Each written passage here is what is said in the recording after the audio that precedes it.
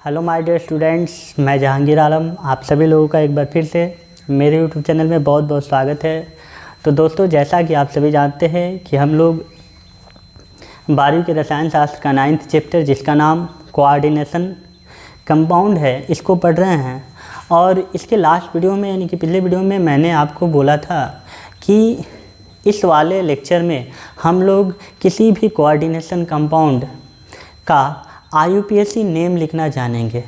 तो दोस्तों चलिए आज के इस लेक्चर में हम लोग IUPAC नेम, कोऑर्डिनेशन कंपाउंड जो है उसका IUPAC नेम लिखेंगे, उसको जानेंगे कि हम लोग उसको कैसे IUPAC नेम लिखते हैं। तो दोस्तों उसका कुछ रूल होता है, कुछ नियम होता है, जो सबसे पहले मैं आप लोगों को बोर्ड पे लिख के दे देता हूँ और उसको आप लोग नोट कर लें। और उसके बाद मैं कुछ कोऑर्डिनेशन कंपाउंड दूंगा और उस कोऑर्डिनेशन कंपाउंड को मैं आपको प्रैक्टिस कर, अभ्यास कर आपको मैं बताऊंगा, ताकि आपको भली भांति वह जो नियम है, रूल है, उस नियम को आप आसानी से समझ जाएं उस एग्जाम्पल की माध्यम से। तो सबसे पहले हम लोग दोस्तों देखते हैं IUPAC नेमिंग, कोऑर्डिनेशन कंपाउंड के IUPAC नेमिंग का रूल देखते हैं, नियम देखते हैं, उसको आप देखें।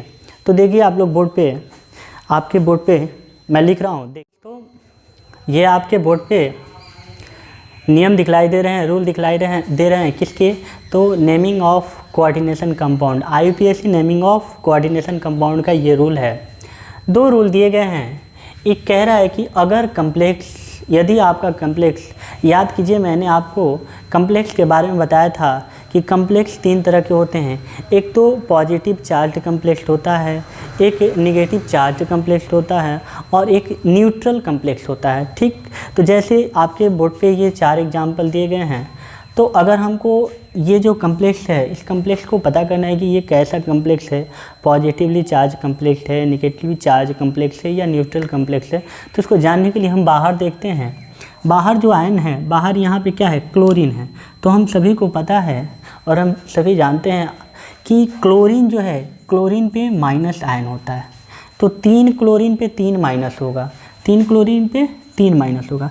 तो इस वाले कोऑर्डिनेशन एंटिटी जिसको हम बोलते हैं, इस वाले कोऑर्डिनेशन एंटिटी पे इसके जस्ट अपोजिट चार्ज होता है। तो अगर इस पे माइनस है तो इस वाले कोऑर्डिनेशन एंटिटी पे उतना ही प्लस चार्ज होगा।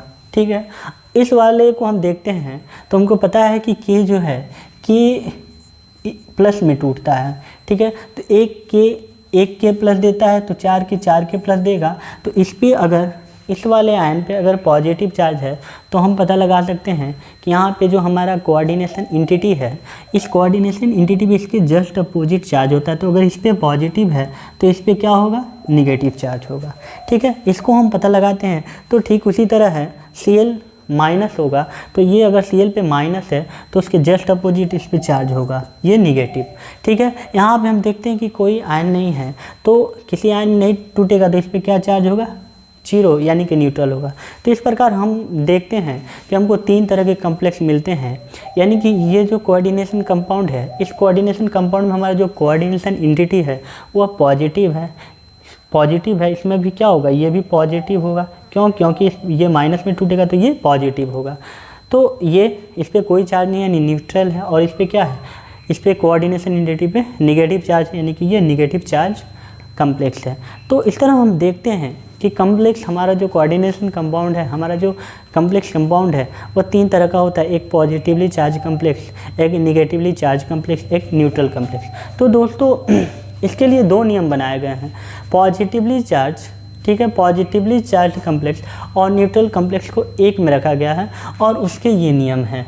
और एक होता है ऐसे कम्प्लेक्स जो निगेटिवली चार्ज हो, तो उस प्रकार के जो कम्प्लेक्स हैं, उस प्रकार के कम्प्लेक्स का IUPAC नेम निर्धारण करने के लिए ये सभी नियम हैं। तो दोस्तों मैं उसको पहले पढ़ता हूँ, उसके बाद इसका IUPAC नेम करेंगे इस रूल के माध्यम से। तो दोस्तों हम देखते, कहता है कि सबसे पहले आपको केटाइन का नाम लिखना है।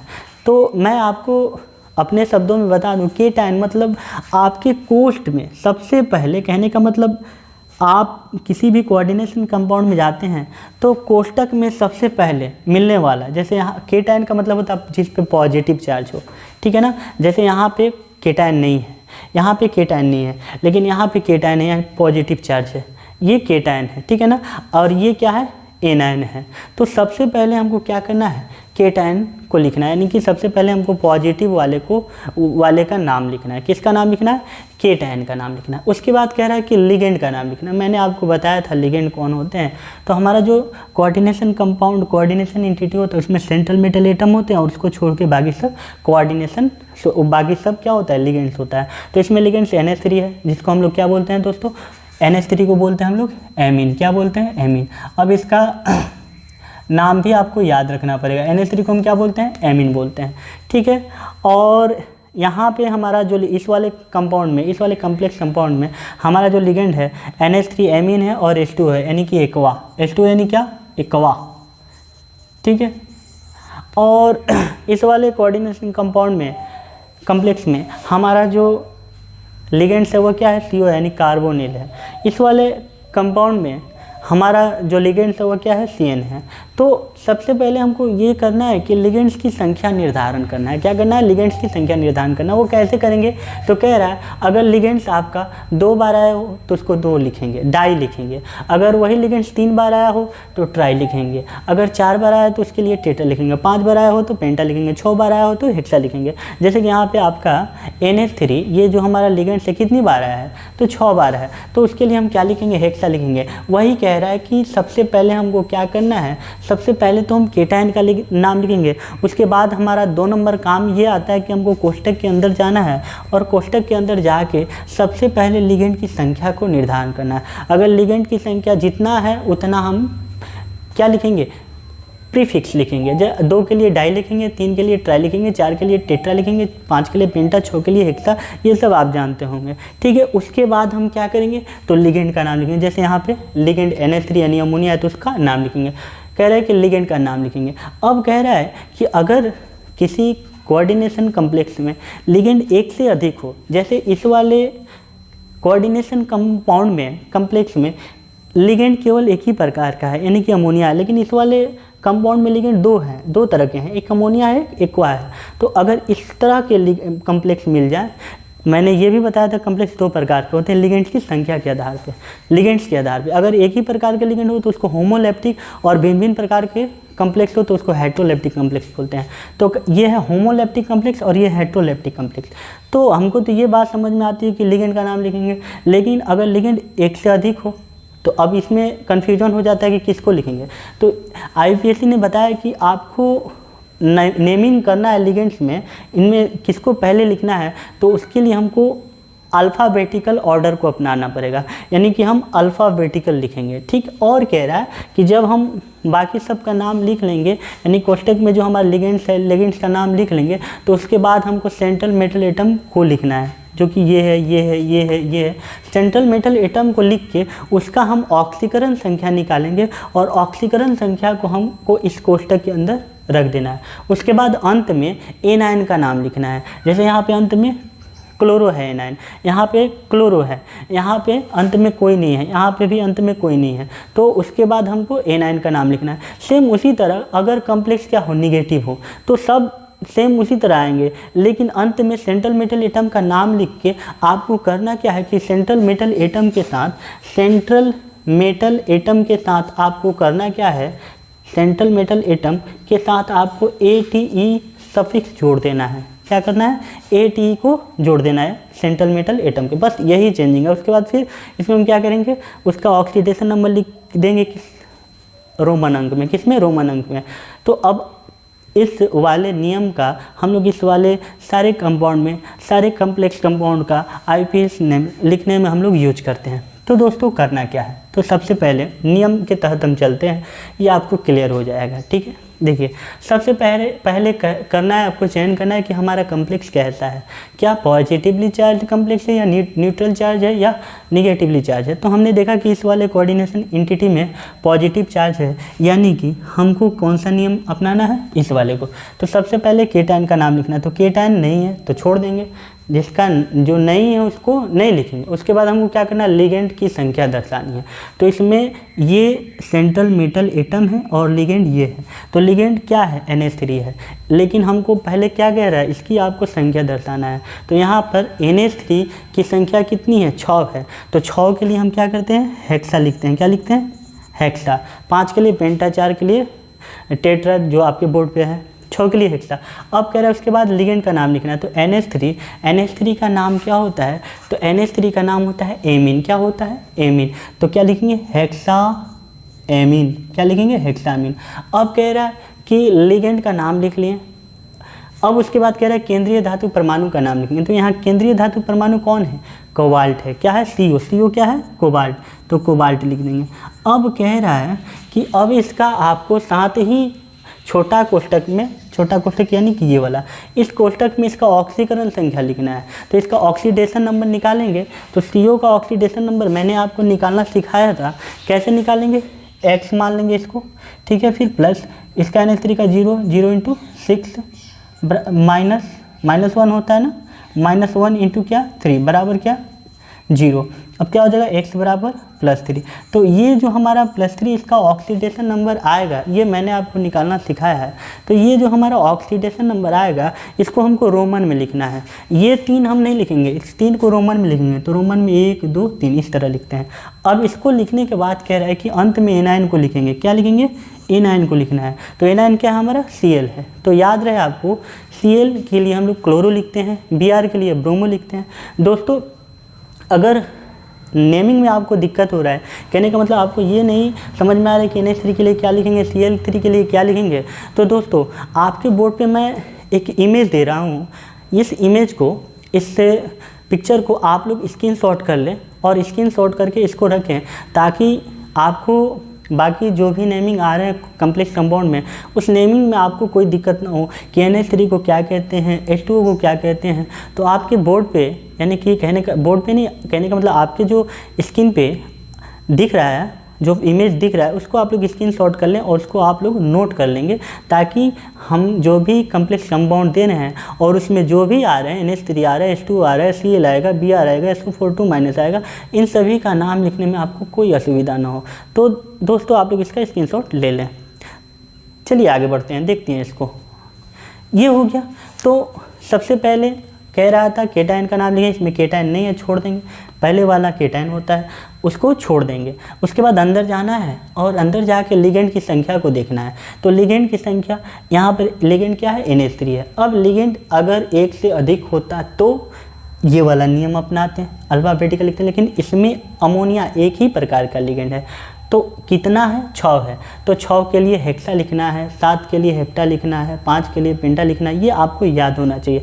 तो हेक्सा, और उसके बाद क्या करना है, हमको लिगेंड का नाम लिखना है। तो लिगेंड का नाम क्या है, NH3। NH3 क्या है, एमीन है, जो आपने अभी कुछ देर पहले आपके डिस्प्ले पे एक इमेज आया था, उसमें से आप लोग जरूर देख लेंगे, ठीक है। तो NH3 क्या है, एमीन है। उसके बाद हमको क्या करना है, सेंट्रल मेटल एटम का नाम लिखना है। तो इसमें सेंट्रल मेटल एटम कौन है, कोबाल्ट है। उसके बाद हम उसका ऑक्सीकरण संख्या निकालेंगे, जो कि पिछले वीडियो में आपको बताया जा चुका है ऑक्सीकरण संख्या कैसे निकालते हैं। तो उसको ऑक्सीकरण संख्या निकालेंगे। जैसे यहाँ पे CO का ऑक्सीकरण संख्या +3 आया, तो इसको हमको किस में रखना है, रोमन संख्या में लिखना है और इस वाले कोष्ठ में। उसके बाद कह रहा है कि एनायन का नाम लिखेंगे। किसका नाम लिखेंगे, एनायन का। तो इसमें एनायन क्या है, Cl है। तो आप Cl के लिए क्या लिखेंगे, तो Cl के लिए एक बात आपको याद रखना है, Cl के लिए यहाँ पे हम लोग अगर बाहर हो Cl तो उसके लिए हम लोग क्लोराइड लिखते हैं, और अगर अंदर हो तो उसके लिए हम लोग क्या लिखते हैं, क्लोरो लिखते हैं। तो इसको हम क्या लिखेंगे, क्लोराइड। क्या लिखेंगे, क्लोराइड। तो इस प्रकार बाहर जो आयन है इसको हम क्या लिखते हैं, क्लोराइड लिखते हैं। तो इस प्रकार इसका नाम हो गया क्या, हेक्सा एमीन कोबाल्ट 3 क्लोराइड। तो दोस्तों आप लोग अब इसको देखें, इसका नेमिंग कैसे होता है। तो इसको हम लोग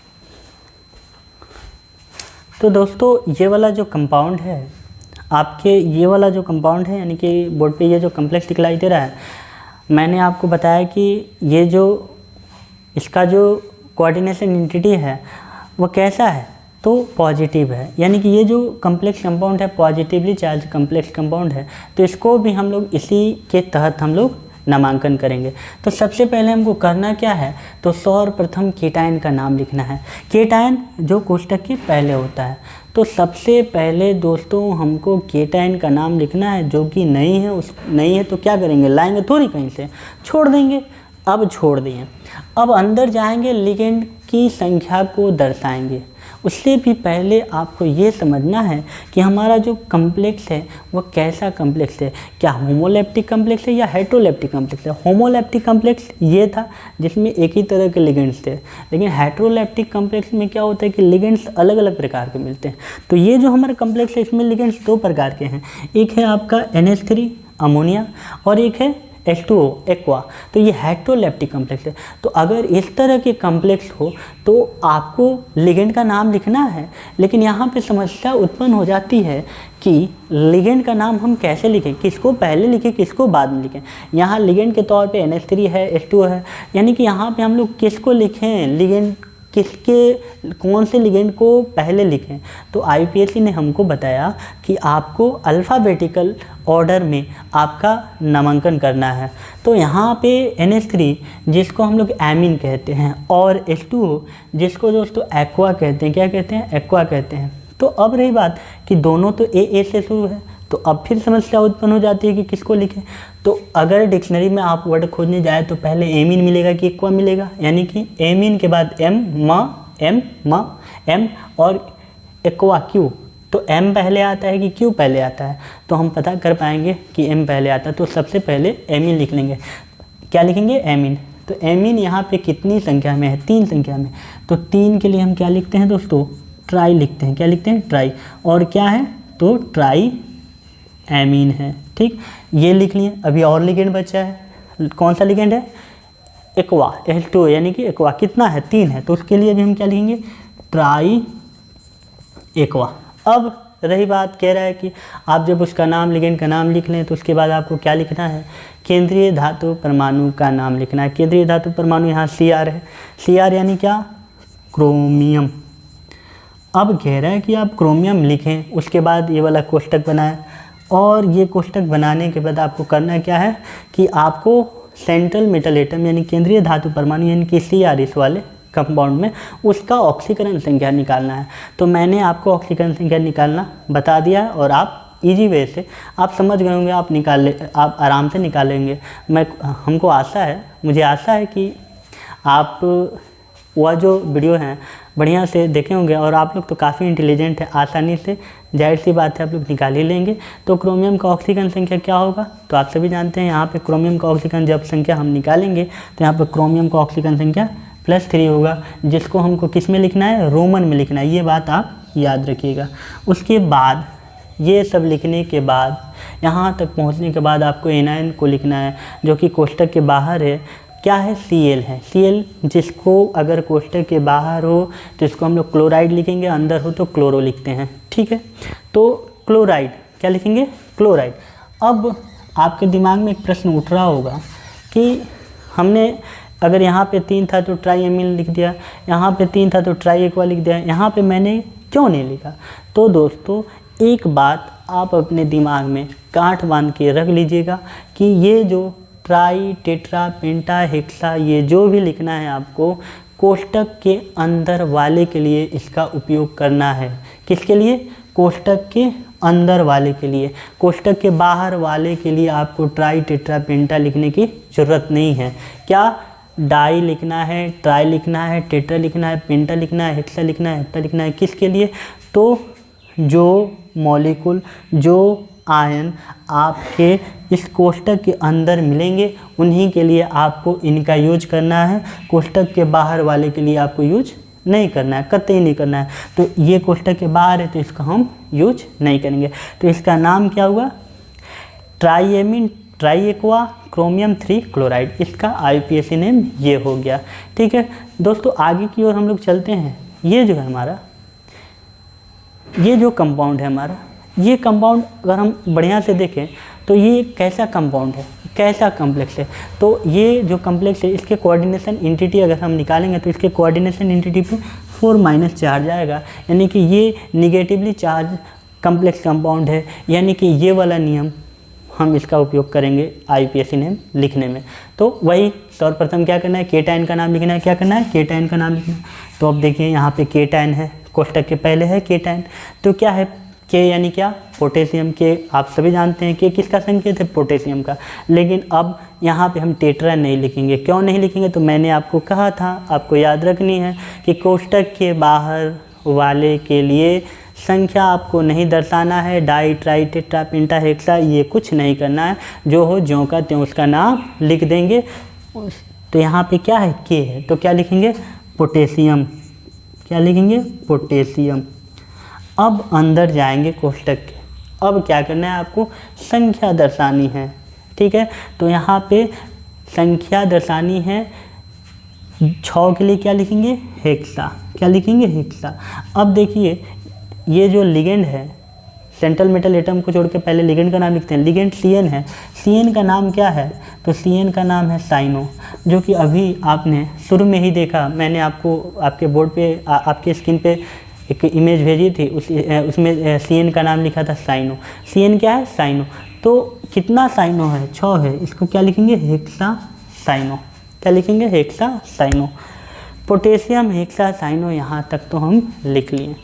हमको यही समझना है कि इस वाले और इस वाले, यानी कि ये जो नियम है positively charge complex compound, neutrally complex compound के लिए और निगेटिवली चार्ज कम्प्लेक्स कंपाउंड के लिए, इन दोनों में भिन्नता क्या है, तो इन दोनों में भिन्नता यहीं पे है। यहाँ तक तो आपको सेम है, लेकिन यहाँ पे अंतर है। यहाँ तक आपका सेम है, लेकिन कह रहा है कि यहाँ पे सेंट्रल मेटल एटम का नाम जो है वही लिखना था, लेकिन इस वाले निगेटिवली चार्ज कम्प्लेक्स कंपाउंड में आपको सेंट्रल मेटल एटम का नाम लिखने के साथ साथ उसके साथ ATE जोड़ देना है। क्या जोड़ देना है, ATE। यानी कि यहाँ पे सेंट्रल मेटल एटम का नाम बदल जाता है। ठीक है दोस्तों, क्या, तो यहाँ पे सेंट्रल मेटल एटम जो है क्या है, लोहा है, आयरन, फेरस। तो यहाँ पे आपको उसके नाम के साथ क्या जोड़ देना है, ATE। तो क्या हो जाएगा, फेरट हो जाएगा। क्या हो जाएगा, फिरिट, फिरिट। ATE जोड़ देंगे। क्या जोड़ देंगे, ATE जोड़ देंगे और इसका नाम लिख देंगे सेंट्रल मेटल एटम का। फिर से आप समझिए क्या करना है। सबसे पहले निगेटिवली चार्ज कम्प्लेक्स कंपाउंड में आपको क्या नाम लिखना है, केटायन का। यहाँ पे पोटेशियम में लिख दिए। उसके बाद आपको संख्या दर्शानी है। तो यहाँ किसके संख्या, लिगेंड की संख्या दर्शानी है। तो यहाँ लिगेंड कौन है, CN है। लिगेंड कौन है, CN है। तो कितना संख्या में, 6 संख्या में। तो 6 अगर हो तो उसके लिए हम क्या लिखते हैं, हेक्सा लिखते हैं। 4 हो तो टेट्रा, 5 हो तो पेंटा, 7 हो तो हेप्टा लिखते हैं। या आप लोग जानते होंगे तो हेक्सा लिखते हैं। अब कह रहा है उसके बाद लिगेंड का नाम लिखें। लिगेंड अगर एक ही है तो उसका नाम लिख देंगे। लिगेंड क्या है, CN है। तो CN के लिए हम क्या लिखेंगे, साइनो। तो लिख दिए हेक्सा साइनो। उसके बाद कह रहा है कि सेंट्रल मेटल एटम का नाम लिखिए और उसके साथ आपको 8 जोड़ना है। यही यहाँ इस वाले नियम से, यही यहाँ पे इस वाले नियम में भिन्नता है। यहाँ सेम जाना है, लेकिन यहाँ सेंट्रल मेटल एटम यानी कि निगेटिवली चार्ज कम्प्लेक्स कंपाउंड में सेंट्रल मेटल एटम के साथ ATE जोड़ देना है। क्या जोड़ देना है, ATE जोड़ देंगे। अब उसके बाद कह रहा है कि सेंट्रल मेटल एटम का ऑक्सीकरण संख्या आपको लिखना है। तो ऑक्सीकरण संख्या आप भली भांति जानते हैं, निकालेंगे। इसका ऑक्सीकरण संख्या आप निकाल लीजिए। निकालने के बाद क्या आएगा, 2, जिसको हमको क्या लिखना है, रोमन में लिखना है। उसके बाद हम एनायन का नाम लेंगे। तो क्या इस वाले कम्प्लेक्स कंपाउंड में एनायन है, नहीं है। तो नहीं है तो छोड़ देंगे। तो इस तरह इस वाले कंपाउंड का नाम हो गया पोटेशियम हेक्सासाइनोफिरेट। ठीक है दोस्तों, अब इस वाले कंपाउंड पे हम लोग चलते हैं। तो ये वाला जो कंपाउंड है, इस वाले कंपाउंड पे कौन सा चार्ज है, 0। यानी कि कौन सा कंपाउंड है ये, कौन सा कम्प्लेक्स कंपाउंड है, न्यूट्रल कम्प्लेक्स कंपाउंड है। तो ये वाला नियम, तो क्या करना है, केटायन का नाम लिखना है। इसमें है केटायन, नहीं है, छोड़ देंगे। उसके बाद लिगेंड का नाम लिखना है। तो लिगेंड का नाम क्या है, CO है। CO यानी कि कार्बोनिल। आपने इसके पहले स्क्रीन पे आपने अपने स्क्रीन पे देखा होगा CO है। CO को क्या लिखते हैं, कार्बोनिल। CO यानी क्या, कार्बोनिल। ठीक है, तो आपको क्या करना है, लिगेंड का नाम लिखना है। उससे पहले आपको उसकी संख्या दर्शानी है। तो यहाँ पे लिगेंड जो है कितना है, 4 है। तो 4 के लिए हम क्या लिखेंगे, टेट्रा। क्या, टेट्रा। और लिगेंड क्या है, CO है। तो CO के लिए हम क्या लिखेंगे, कार्बोनिल। क्या लिखेंगे, कार्बोनिल। उसके बाद हम क्या लिख देंगे, central metal atom. Central metal atom लिखेंगे, क्या है, निकेल। इसके साथ ATE नहीं जोड़ेंगे। क्यों नहीं जोड़ेंगे? क्योंकि ये जो लिगेंड है, ये जो हमारा कॉम्प्लेक्स कंपाउंड है, कैसा कॉम्प्लेक्स कंपाउंड है? हमारा पॉजिटिवली चार्ज यानी कि निगेटिव न्यूट्रल ये हमारा कॉम्प्लेक्स कंपाउंड जो है कैसा है? न्यूट्रल कॉम्प्लेक्स कंपाउंड है। तो इसको हम लोग इसके नियम के तहत करते हैं, और इस नियम में कहता है कि केंद्रीय धातु परमाणु का नाम आप लिखिए, लेकिन इसमें 8 नहीं जोड़ना है। 8 किस में जोड़ना है? निगेटिवली चार्ज कॉम्प्लेक्स कंपाउंड में। तो इसमें हम 8 नहीं जोड़ेंगे, और उसके बाद इसका ऑक्सीडेशन नंबर निकाल देंगे। अब इसका ऑक्सीडेशन नंबर हम निकालेंगे तो कितना आएगा? इसका 0 होता है, तो पूरा टोटल क्या हो जाएगा? 0। अब उसके बाद क्या करना है? एनाइन का नाम लिखना है। तो एनाइन का नाम नहीं है, छोड़ देंगे, है ही नहीं तो नाम कहाँ से लिखेंगे? छोड़ देंगे। इस तरह हमने देखा यहाँ पे 4 कोऑर्डिनेशन कंपाउंड थे, जिसमें से आपका 2 था पॉजिटिवली चार्ज कॉम्प्लेक्स कंपाउंड, एक था neutral charge complex compound, neutral complex compound था, और एक क्या था? Negatively charge complex compound. और इनके 2 नियम हमने देख लिए। तो दोस्तों अब आने वाले वीडियो में मैं इसका खूब सारा प्रैक्टिस कराऊंगा ताकि आपको ये क्लियर हो जाए। तो दोस्तों आज के लिए इतना ही। आने वाले वीडियो में आप लोग ज़रूर उसको देखें, ताकि उसमें इसको पूरा क्लियर कर दिया जाएगा। उसका रिवाइज यानी कि उसमें इसका रिवाइज चलेगा जो आपका ये नियम था, और उसमें खूब सारे प्रैक्टिस कराएंगे। बहुत सारे कोऑर्डिनेशन कंपाउंडिंग है, उसका आईपीएससी नेम कैसे लिखेंगे उसको मैं बताऊंगा आपको। तो आज के लिए इतना ही, फिर मिलते हैं अगले वीडियो में। तो मैं फिर एक बार